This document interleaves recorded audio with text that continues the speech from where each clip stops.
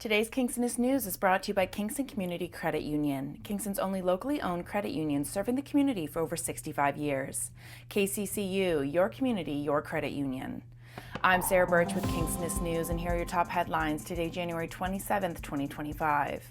Making a 911 call may feel a bit different next month when paramedic services across southeastern Ontario and Kingston implement a new system called the Medical Priority Dispatch System.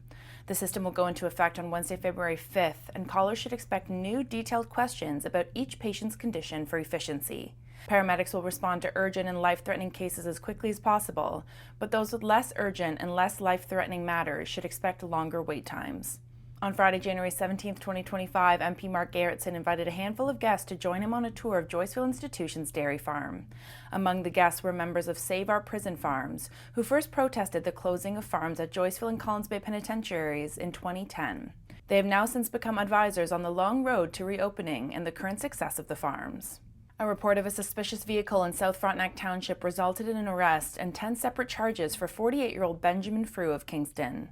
He was arrested when it was determined that he was driving under a lifetime driving prohibition, and a search of the vehicle revealed break-in tools and items associated with illegal drug use.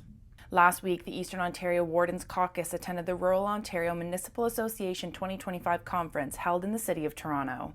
The conference took place from Sunday, January 19th to Tuesday, January 21st, where over 2,000 municipal colleagues from across Ontario participated in meetings with provincial ministers, members of Parliament, and the Ontario NDP and Liberal opposition parties.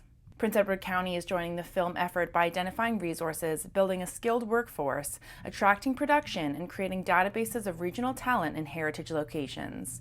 Loyalist Television, Filmmaking and Digital Content Department is collaborating with the new Quinte Film Office to create networking opportunities for students, as well as training workshops co-hosted by the Kingston Film Office. The Summer Company program, funded by the Government of Ontario and delivered by Kingston Economic Development, offers local students aged 15 to 29 the chance to improve their entrepreneurship.